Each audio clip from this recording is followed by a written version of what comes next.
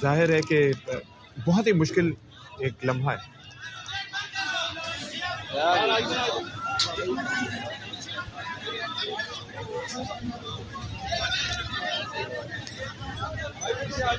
اس وقت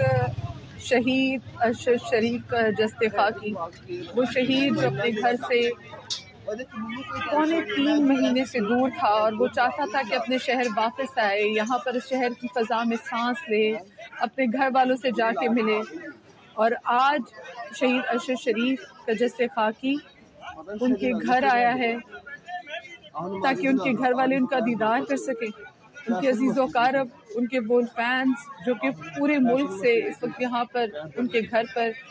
خراج عقیدت پیش کرنے کے لیے، خراج تحسین پیش کرنے کے لیے یہاں پر موجود ہیں، اور ان کی والدہ کو حوصلہ دینے کے لیے، پرسہ دینے کے لیے، تعزیت دینے کے لیے آئے ہوئے ہیں.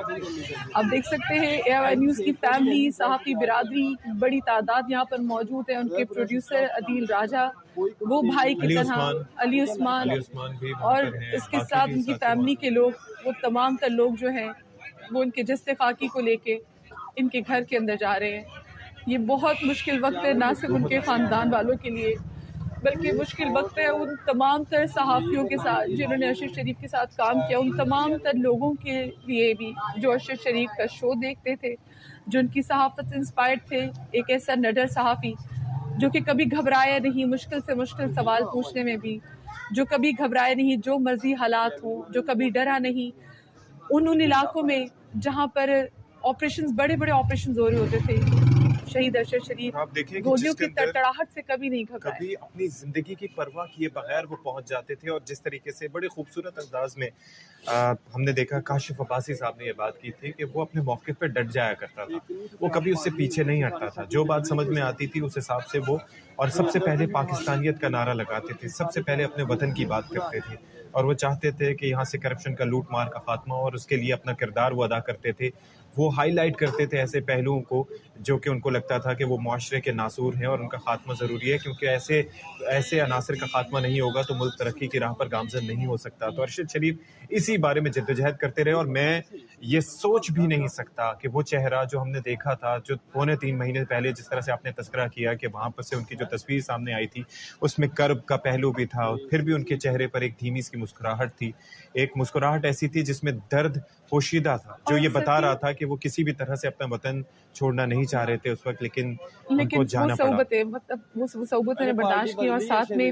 جب ان کا شو شروع ہوتا تھا پاور پلے کا، اور اس میں ارشد شریف صاحب کہتے تھے کہ پاکستان میں لاکھوں دیکھنے اور سننے والوں کو ارشد شریف کا سلام. یہ آواز ہم دوبارہ نہیں سن سکیں گے. لیکن ایک چیز تھی کہ ان کو اگر ابھی وہ موجود ہوتے تو ان کو یہ پتہ ہوتا کہ ان کا پیغام اس وقت بھی جب یہ بات کیا کرتے تھے اور اب بھی کروڑوں لوگوں تک پہنچتا ہے، کروڑہا لوگوں تک ان کی ایکسیس ہے. میری اس وقت اگر میں اپنے واٹس ایپ پہ جاؤں یا اپنے فیس بک پروفائل پہ جاؤں تو کوئی ایسا شخص نہیں ہوگا جن کے فیس بک پروفائل اپڈیٹ نہیں ہوگی، جس کے اندر ارشد شریف کا صاحب کا تذکرہ نہیں ہوگا. واٹس ایپ کے جو اسٹیٹس ارشد میں شریف کے لیے آنسو نہ بہا رہا ہو، ان کے گھر والوں کے غم کو محسوس نہ کر رہا ہو،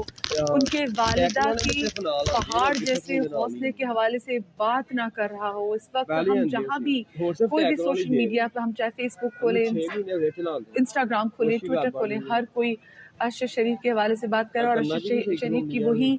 ہستی مسکراتی تصویریں، وہ ویڈیوز اس وقت ہمارے سامنے آ رہی ہے، اور ہمارے لیے اس وقت بہت مشکل ہے ان تمام تر لمحوں کو آپ کے سامنے رکھنا، کیونکہ یہ